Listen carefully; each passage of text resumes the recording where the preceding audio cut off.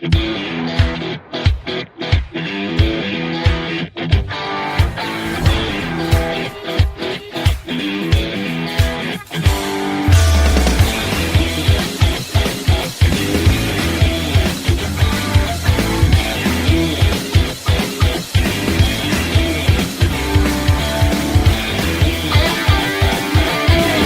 what's up, everyone? This is Manda. You are listening to Striking a Chord on TBK Radio.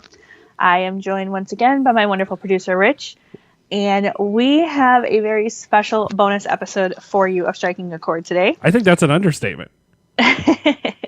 So you all know how big of fans we are of Song Suffragettes and all of the wonderfully talented ladies on that songwriters round. So today we actually have an exclusive interview for you with the one and only Tiera. Friday she released a video for her acoustic video for her song "My Truth," which is phenomenal, freaking phenomenal. Okay, I hate acoustic anything. I'm just gonna make this abundantly clear. I'm not the biggest fan of acoustic. I'm really not. I just never have been. I'm not a fan of live recordings. It's just how I am. But that video is fantastic. It really is. If you haven't seen it yet, go check it out. It's exclusive through CMT.com, and we shared it on the Striking a Chord Facebook page as well as the TBK Magazine Facebook page.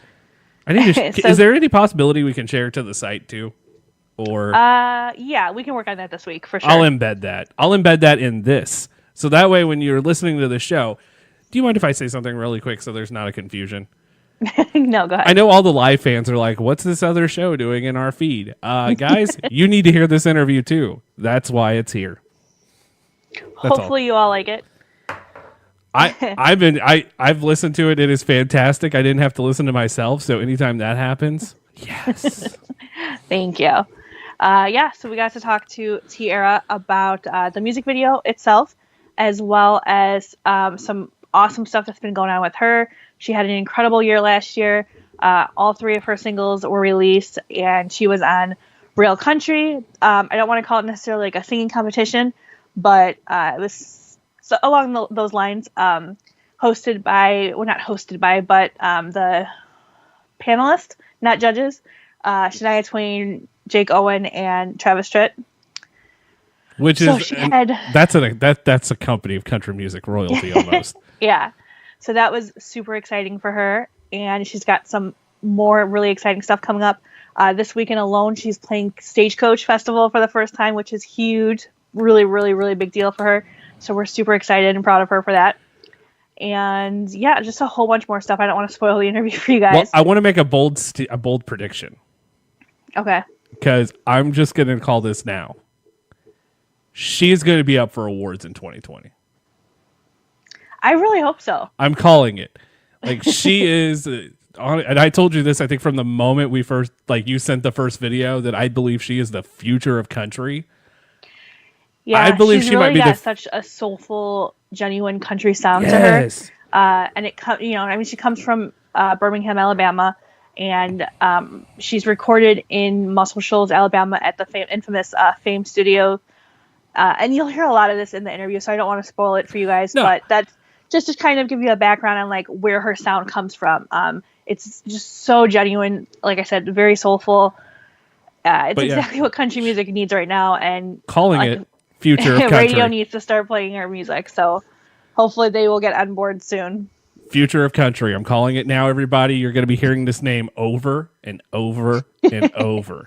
And you're going to be happy that you've listened to this interview, because when you're done, you're going to go to your iTunes and your Spotify, or I guess your local CD store. Is that still a thing? And go buy her albums. Yeah, definitely go check out her music, whether before or after you listen to this interview. And go follow her on all of her social medias, which she lists them at the end of the interview. So, get a pen and paper ready so you can write them down. Or there will be a test. There will be a test at the end of this. We were really excited to get to talk to her, and we look forward to sharing more of her music through the podcast and the website. And we hope you enjoy the interview. All right, without wasting any more time, here is our interview with Tiera.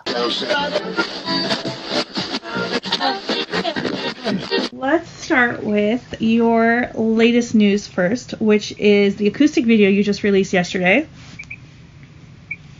Yes, yeah. So that song, it's called My Truth, and I wrote it with Nicole Courteau and Carr McCormick. And we wrote it about a couple months ago, I guess it was.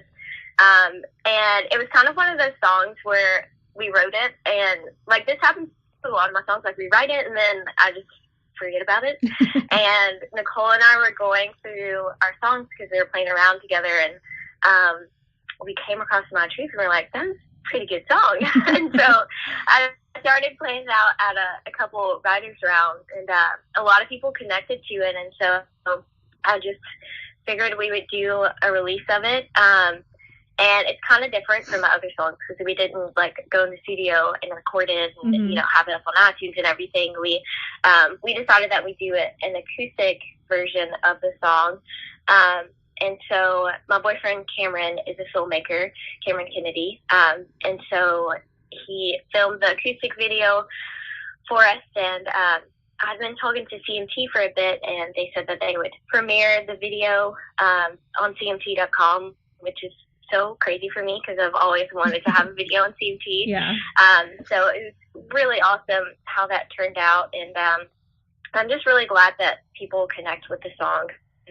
That's what we wanted whenever we were writing it. So right. It's been a great response. Yeah, and I know on social media you were talking about how it was inspired by just the comparisons that people make based on, you know, thanks to social media nowadays, and how, you know, it can cause a lot of depression among people because you are only seeing people's highlight reels, but that's not registering, so it just kind of, it forces you to make comparisons, and, you know, it just, like I said, it makes people very depressed. And so I thought that was really cool. Tell me about that. Yeah. So when we wrote that song, we kind of sat down and we wanted to write a song that was kind of an inspiration for other people, because I feel like a lot of the times we look at other people's social media and wonder why our lives don't look like theirs, especially in the day and age of, you know, like bloggers and that whole world, which I love that stuff, but I think it can be very deceiving because obviously, you know, you only want to put up your best moments, your highlight reel. Right. And I think especially for like younger kids that are so impressionable, I think looking at that, they can be really discouraged and they can wonder why they don't have, you know, those amazing moments or those amazing things that other people have. And what we have to realize is that everybody's going through, you know, something in their life, but we don't necessarily put that on social media. And so when writing this song, we kind of created this story from this girl explaining those behind the scenes moments and how, you know, people look at her life and think that it's amazing, but when you really dig deep and see what's really going on behind the scenes, you realize that, you know, she's just like everybody else and she's going through, you know, bad moments like everybody else is. Right. And so that's what's actually gonna be my next question, was where you guys pulled the lyrically where you pulled from for inspiration, because it's very specific. Yeah, well, I think that's the amazing thing about songwriting. We literally just, I guess we kind of like pulled from, you know, other stories that we've heard from other people's lives, but we really just crafted this story from this girl. But I feel like it's all things that people can relate to, you know, just like the moment where her brother went away for the military. Yeah. I mean, that's something that a lot of people can relate to. Absolutely. And so, yeah, we just kind of like crafted this story together, and it you know, it's not like somebody's real life, but all of those moments that happened in her life are things that have happened to other people. Right. And I think that's awesome that you guys went about it that way, that you took that approach. Yeah. And, I mean, it really says something about the talent you guys have as songwriters, just songwriting alone. Yeah, I mean, it's so fun, like getting to create different songs and just pull from different experiences. That's my favorite thing about songwriting is, you know, getting into the room with different people that have they've gone through different walks in life and all different ages, and so we've all experienced something different, and we all have something different to bring to the room. And I think something really magical happens when you put 2, 3, 4 people in a room and create a song. You never know what you're going to get, and I think that's the most fun thing for me. Yeah, definitely. I'm curious, whose idea was it to bring in the violin, because that really added something different and special to the song. Yeah, that was actually Nicole's idea. We wanted, it was either let's see, I think it was either a fiddle or violin, or there was another instrument that we were thinking about putting into the song, but we really just wanted to, obviously it's acoustic, but we wanted to bring something different to the table to, kind of make it more interesting. And she's actually friends with Dana, and that's how we brought her into the song. But yeah, when we had rehearsal, I was so shook because I had never experienced that before, and to have that on one of my songs, it was really cool. And I think it definitely brought a different aspect to the song. So I'm glad that she was able to do it. Yeah. Like I said, it was one of the first things I noticed when I watched the video, and it definitely brought a different atmosphere to the video, and it just really made it even more special than what it already is. Yeah, it was so funny talking to Dana.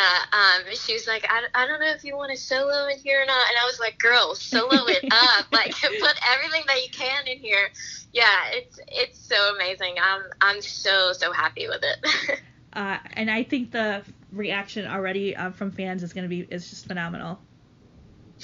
Yeah, it's been so crazy. That's always the thing that I look forward to when I put music out into the world, is seeing people's reaction to it and how they relate to the song.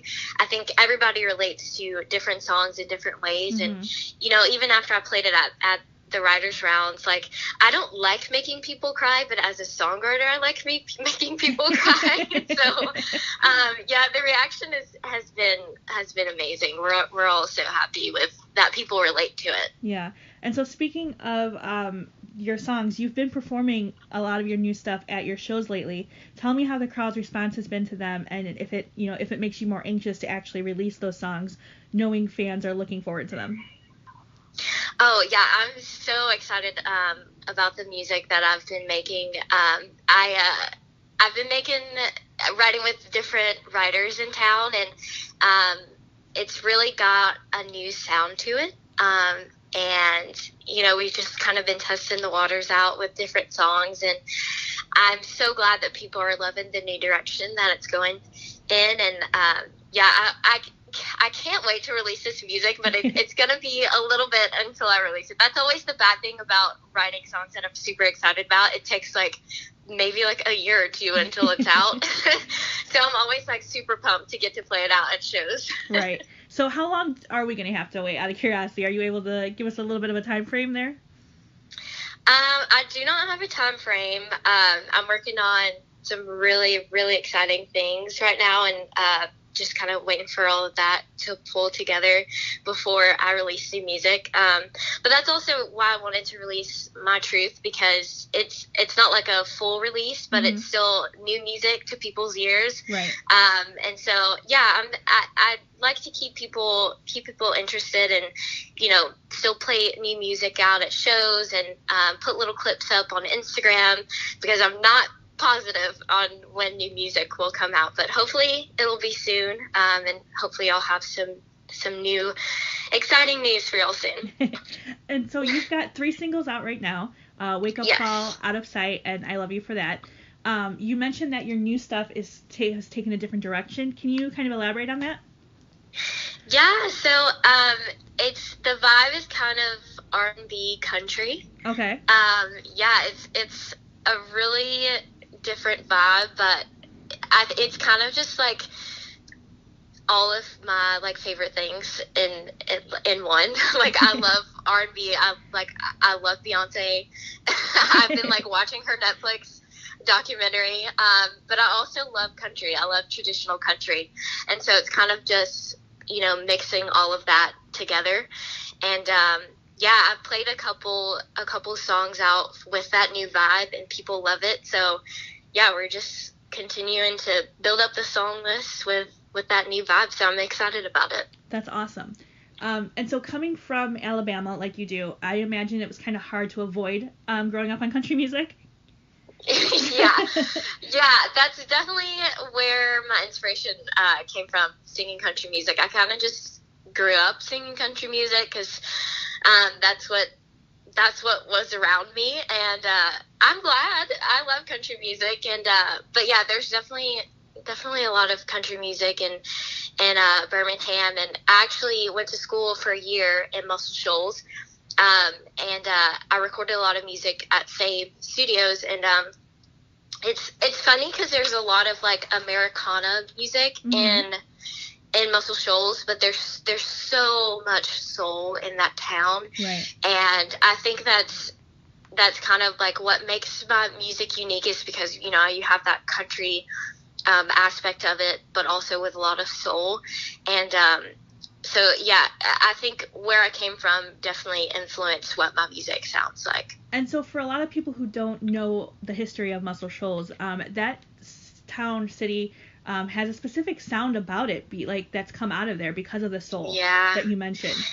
Yeah, it's so interesting. I was actually talking to somebody the other day about the Shoals, and I could never quite put my finger on how to explain it, but he said it perfectly. He said, "You don't choose the Shoals, the Shoals chooses you."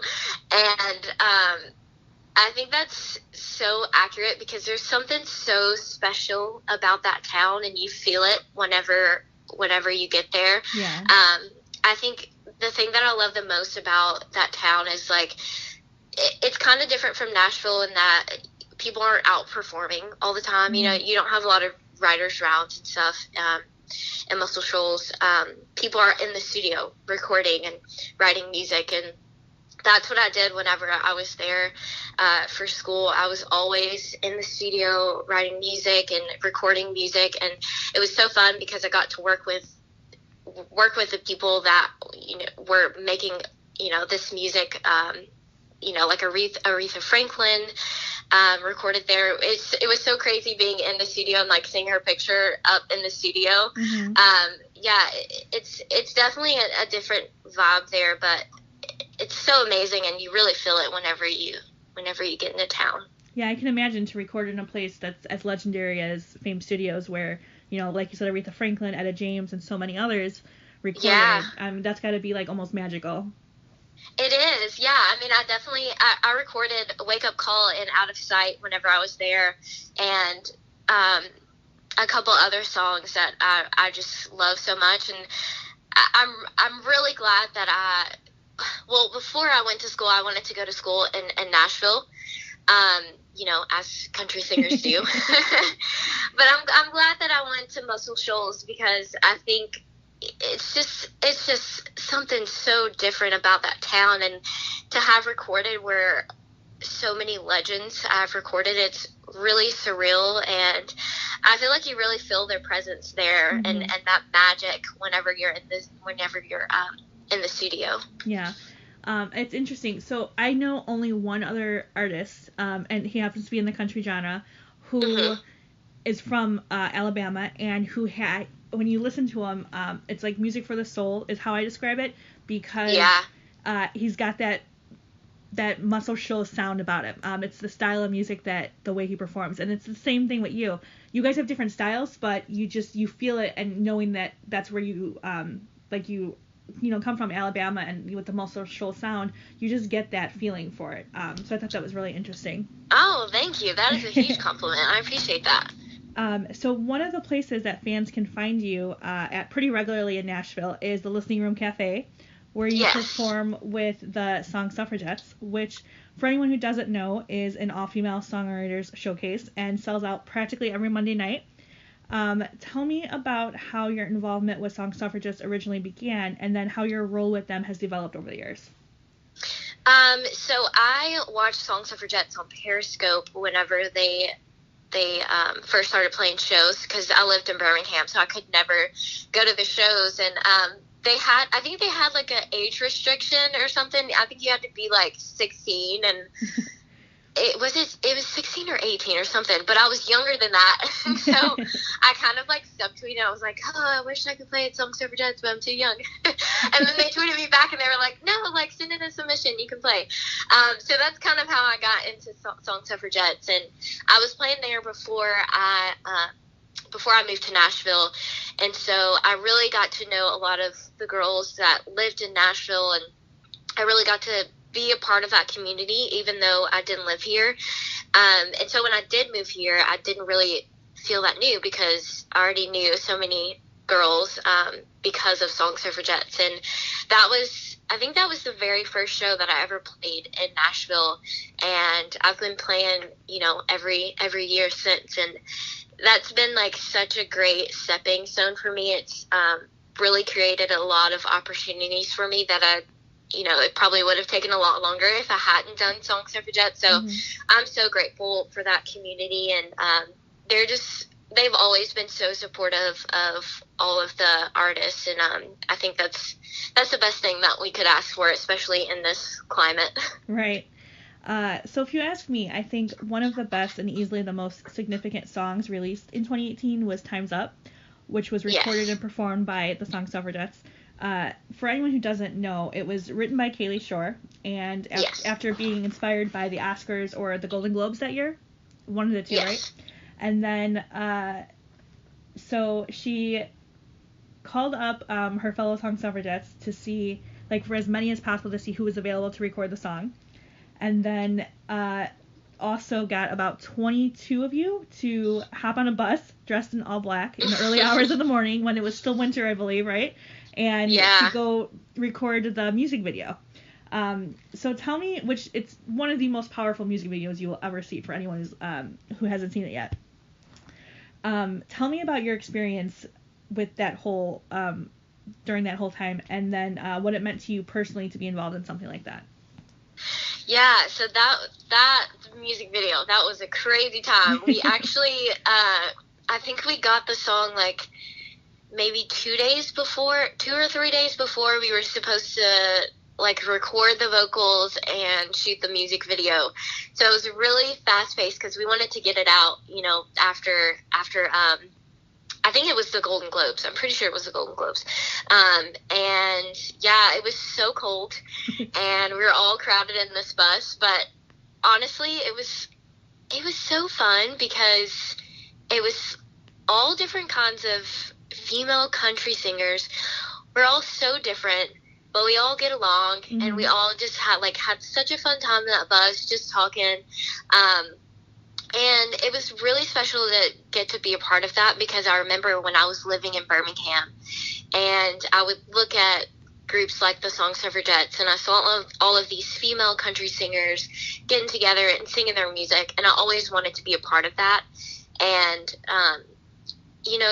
just to be a part of this group now, it's so surreal, because I remember when I was, back in Birmingham, and I was only singing music in my little town, and to be a part of this is amazing. And I'm just really glad that they've accepted me, because I tell every female country artist, not even country, any genre, that if you can get into Song Suffragettes, I would really recommend it, because it just brings so many opportunities, and it's really just such a great group of girls. Mm-hmm. And so something I really love about the Song Suffragettes, and what I think is just so incredibly inspiring, is the way that you all build each other up constantly and rally around each other, kind of like confetti, and you guys throw compliments at each other around like confetti. I'm sorry, and especially on social media. And I just think that the support system that you guys have built is incredible. From an outsider's perspective, it really feels like more of a sisterhood that you guys have formed. Yeah, definitely, yeah. And it demonstrates to the fans that follow you guys, especially, that girls don't have to fall into this trap, set for us by society, where we're made to feel intimidated by other women. You ladies are proof that there's no reason to compete with one another. because there's room at the table for everyone. So tell me how special and important this bond and relationship with your fellow song suffragettes has been for you, and just how it's changed your perspective as a rising artist and songwriter in Nashville. Yeah, well, I feel like one of the things that outsiders, I feel like a lot of outsiders think that it is a competition for us and that we're all competing with each other, but I really believe that we all have a place in this industry because we're all so different, and I think we all realize that, and that's why we're able to support each other whenever we have new music come out. And you know, we go to each other's shows. I think it's so important to support each other, especially when other people are trying to pit us against each other. Mm-hmm. And yeah, I think it's just really important to have that support, because I think it is hard sometimes being a female in the industry, and so we can all like relate on that, you know, on that aspect. And so we don't see each other as competition, and so we're all about sharing each other's music and lifting each other up whenever we can. And so since you brought up since we're talking about supporting the females in country music and everything, and music in general, there was a podcast that I was listening to recently this week where the two hosts were talking about the ACMs and the performances, and they mentioned how Dirks brought out Brandy Carlisle and Eric Church brought out Ashley McBryde, and then you have other male artists who don't necessarily bring female artists out on stage with them, but they'll bring them out on tour, or they sing a song about them, like how Keith Urban did with Female. So do you, from not just in a female perspective, but from an artist perspective in general, do you think that that one approach is better than the other, or that both are equally as important? Do you mean like females supporting females, or males? What do you mean by that? So the way that, I didn't explain it properly. So how, basically what the hosts on this podcast were talking about was, they were saying that don't just, for the male country artists, don't just write and record a song about females, and don't just talk about how important they are and how important it is for them to get the same opportunities in music as the male country artists, but do something that shows it, like, take action about it, like how Dirks brought out Brandy Carlisle on stage, or bring a female artist out on tour with you. Do you think that one approach is better than the other, or are they both equally as important? No, I think they're both equally as important, because I think they all show their support in different ways. I think the songs that I've heard about females, they've been amazing, and also these male artists bringing females up on their stage is also amazing. I think they're showing their support, so I don't think one is greater than the other. I think just the fact that they're doing it in general is great. Mm-hmm. Yeah, and I agree. That's why I was kind of I thought their conversation, the host of this podcast, was interesting, but I didn't necessarily agree that they thought that one was significantly more important than the other. So I wanted to I don't think so. I think they're both great, and I think just the fact that they're willing to do something in general is stepping in the right direction. Right, agreed. To backtrack a little bit, so you decided at 13 years old music was the career choice you were going with, and taught yourself how to play guitar, which is awesome. How long after that was it that you started writing your own songs? Oh man, let's see.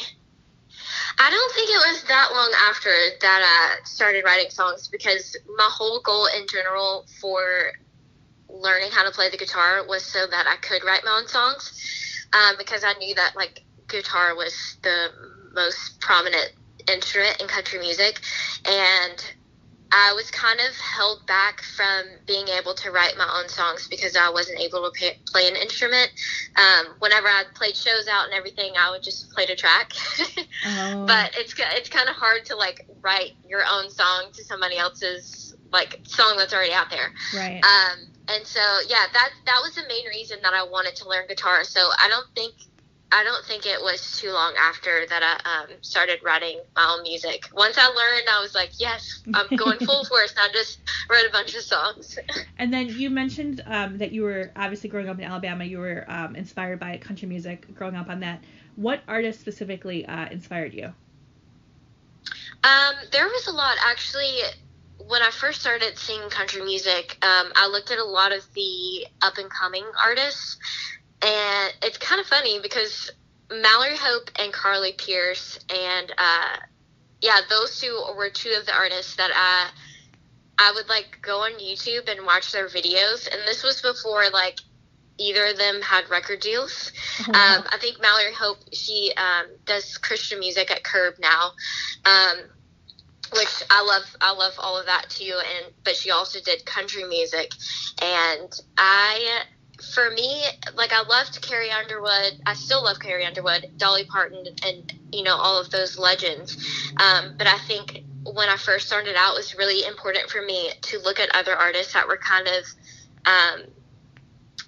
they started where I started, and they were still up and coming, and I think that was really important for me to see artists like that and see what I can do with my music. And so, I kind of just looked at a bunch of like the Nashville artists that were, new to town, and I would just like dig into their songs on YouTube, and that's kind of how I learned to write my own songs too, is by, dissecting and listening to their music. Right. And then how awesome is it that you get to now be in the same industry as so many of your inspiration, like... Yeah, that is so crazy to me, because there's a lot of artists that I watched like their YouTube videos and stuff whenever I was back home in Birmingham, and then I'll go out and I'll be at events with them, or I'll have like shows with them. And it's just so crazy to think where I was and, looking up to these artists and never thinking that I would be on the same stage as them. So to see myself there now it's so crazy. It's definitely God, because I could not have done this by myself. So I want to talk a little bit about, I know when Wake Up Call first came out, you told me about the inspiration for that song, but tell me about the inspiration when you were writing Out of Sight. Out of Sight. So that song, my co-writer had actually brought, I think it was the very beginning of the song, the verse. He brought that idea to me and I write, and he was kind of like, he didn't know like where it would go, and so he kind of like shelved that idea for that write. And I went home and I was like, I really love that idea, and so I kind of wrote a little bit more for the verse, and then I brought it into our next write and we finished it. But we kind of just wanted like a feel good song. I had written a lot of songs with him, and so we were kind of like, looking to see what other kinds of songs that we needed, and I didn't have that like feel good summer song. Mm-hmm. So that's kind of where that one came from. Okay. And then, so the last song you released at the end of last year was Love You For That, which Yes. I absolutely love this song. I love the way that you kind of said what all women are really thinking about when they're in a relationship. Your lyrics, me personally, I feel that same sentiment with my husband. Like, I am not the easiest person to love most days. He makes me crazy, but at the end of the day, it's like exactly like you said, like he still loves you and you love him for that. Yeah. Well, I didn't even realize that so many people would relate to this song when we were writing it. I thought that I was the only one that bugs my boyfriend. Oh God, no. So yeah, my co-writer, Hannah Mae Allison, I think she was actually the one that brought in that idea, and she writes a lot with John, and I do too, and so that was a really fun write for us. I think it was a pretty easy write too. We kind of just wanted it to be like super relatable, and I was actually really shocked at the response that we got after I released that song of different people coming up and like saying that they can relate to that song because that's how their relationship is. And honestly, it was such a great relief for me because I was like, great, I'm not the only one annoying one in my relationship. And how did your boyfriend like the song? He loved it, and it's so funny because he jokes a lot. He's like, could you have not written a song that like the chorus was so fast and hard for me to sing? Like the chorus is kind of fast, but he's like caught on and like he knows the words now, and so he'll sing along to it. I have a couple videos of him actually singing along to it. It's pretty funny. But yeah, he loves the song. I write so many songs about him now. it's hilarious. But yeah, he loved it when I played it for him. And so you mentioned that he's a filmmaker. So that's gotta be pretty easy on your relationship, being with somebody who's also in the creative fields. It's so amazing because he gets me, we get each other, and we can talk about music and both relate on that front. But it's also fun because we're not necessarily doing the same exact thing, right, but we're both in the industry.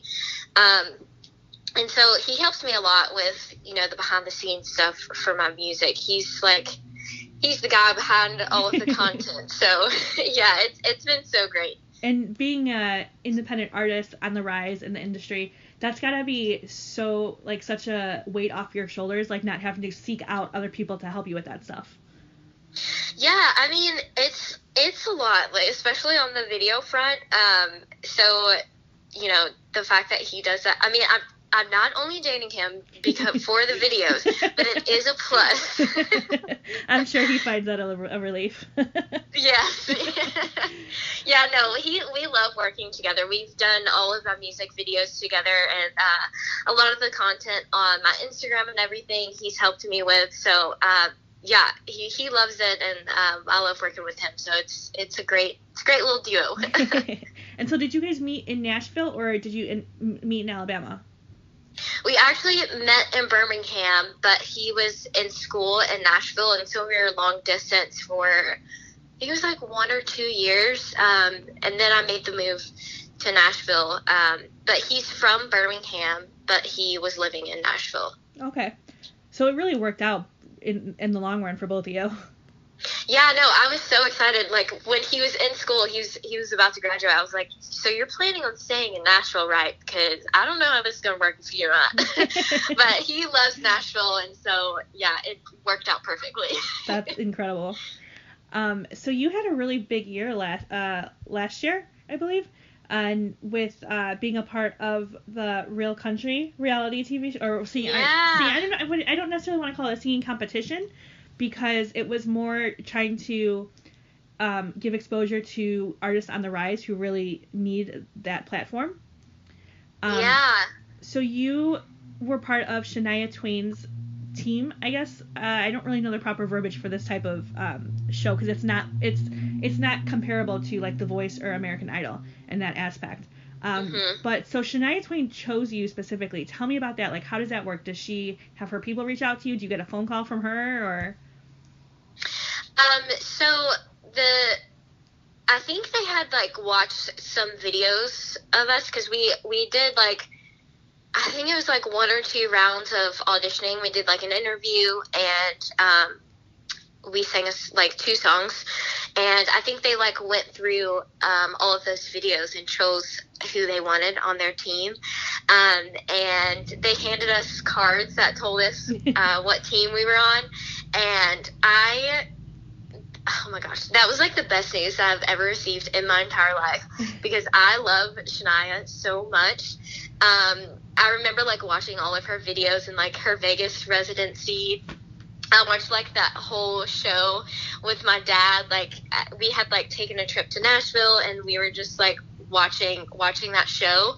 And I don't know, just like to be on her team, it was really surreal for me, because I just remember like, when I like at the beginning of my career, when I was like watching her videos, and I think I have like a cover of her song from when I like first started doing YouTube. It's very embarrassing. But if you had told that little girl that she was gonna be on Shania Twain's team on this reality television show, I would not have believed you. But that whole experience was so great, and they really only cared about making. They wanted us to get our music out there. That was their main goal. And they were so receptive of what songs we wanted to sing and, what outfits we wanted to wear. And that was really important for me because I think that's what makes it different from all of the other competition shows. Right. Because they really cared about us as an artist. And so that whole experience is so great for me, and I think I learned so much from it, and I definitely got a lot of great opportunities out of it. So I'm so grateful for that show. It was one of the best moments of my life, and I still can't wrap your head around it. Yeah, I still don't believe that I was on that show.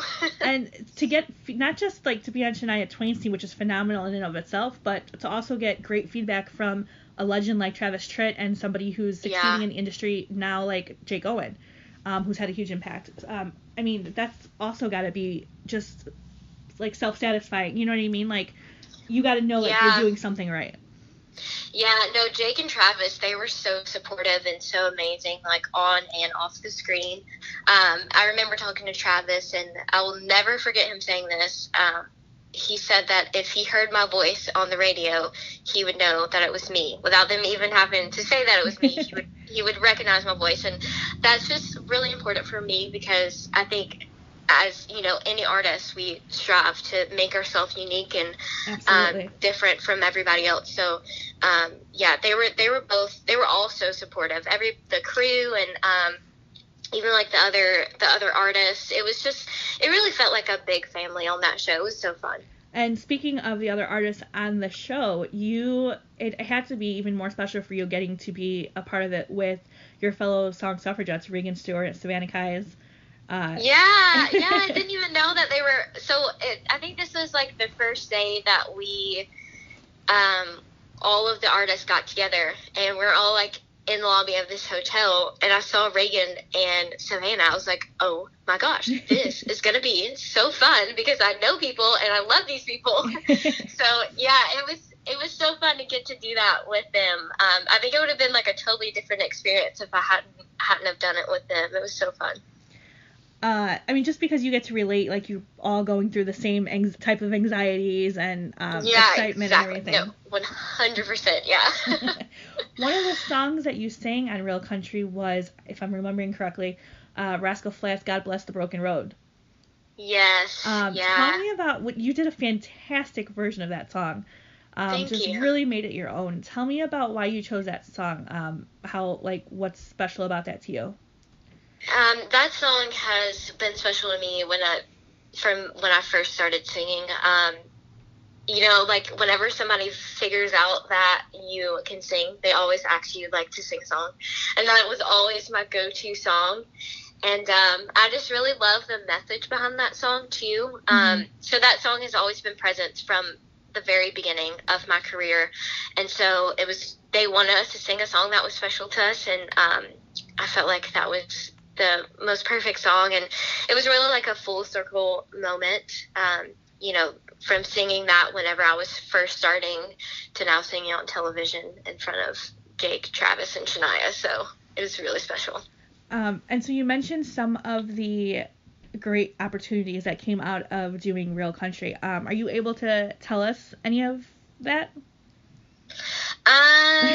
So some of them I cannot, but soon you will hear about it. But I actually, I think it was like a month or two ago, I got to open up for Rodney Atkins. Yes. And that came from the show because it was an agent had seen me on Real Country and wanted me to open up for him. So I wouldn't have gotten that without playing on Real Country. And there's a lot of other shows and rights that I've gotten to have from being on that show. So yeah, it's been really exciting. That's so incredible. And again, I mean, that's just got to feel like you're really doing something right. Like, if you had any doubts before, like, it's kind of gotta, like, wipe them all away, because now people are finally getting to see, like, what those close to you always knew, you know? Yeah, 100%. Yeah, it's so great, and I think that show was definitely like a big stepping stone for me. Yeah, it's definitely great to get accolades from people, and it's been awesome. So tell me about what you have coming up, planned for the near future, as far as your music, when your new music is going to be released, or if you're doing an EP or a full album, or if you're going to be opening for anybody on tour or doing any kind of tour for yourself. What do you have planned? Yeah, well, right now I'm working on building up all of my songs, and I'm really focusing on writing right now, and I have a lot of shows around Nashville, and definitely planning to have some more shows outside of Nashville too. But in the near future, actually next week, I'll be playing at Stagecoach, which is one of the prizes that I got from Real Country. And so, yeah, I'm just focusing on writing and performing, and building those songs up so that I have some new music to release. And we may do an EP, or we may just keep doing the singles. I'm not sure yet, but I'm definitely planning to have some new music out. Okay. Let's go back to Stagecoach for a second. That's a huge festival. So it's a really, really big opportunity for you to expose yourself to an even wider audience, because, it's not just country artists that perform at Stagecoach, if I'm correct, right? I think Coachella is the one that they have, that's in Indio too. It's like, Coachella is happening right now, so it's like a week apart. Mm-hmm. But I think Stagecoach is all country. But it's so crazy to be performing there, because I've never even been there to watch a show. Mm-hmm. So for my first time there to be performing is insane. So yeah, I'm really excited. It's definitely a huge performance for me, so I can't wait. And so how do you perform, or how do you prepare for something like that? Well, I don't even know. I'm like still freaking out. Like we knew about this like months ago. It like literally last year, and I think it's like just now catching up to me. But I'm just gonna get on stage and have a good time. I just really want to have a lot of fun. I don't really get nervous anymore. I just get really pumped up and excited. That's awesome. So I think that's everything we've got for you today. Thank you for joining us for this episode of the Striking a Chord podcast. Thank you for having me. And we are definitely looking forward to that new music whenever you get around to releasing it. Yes. Hopefully soon. And are you going to be releasing any videos, any more videos anytime soon either? I don't have any well, actually, yes, I do. But I don't know soon. It's like along with a new song that I have coming out. So there will be more videos. Yes, I do have plans for more videos. always the videos with Cameron. Okay. And then do you want to go ahead and plug your socials where people can follow you online? Yes, all of my socials are just Tiera Music, Tiera. Awesome. And you are on Facebook, Instagram, and Twitter, correct? Yes, and all of my music is up on iTunes, Spotify, anywhere you can find music, and it's all just under Tiera. Awesome. Well, thank you so much for joining us. Yes, thank you for having me. This was so fun.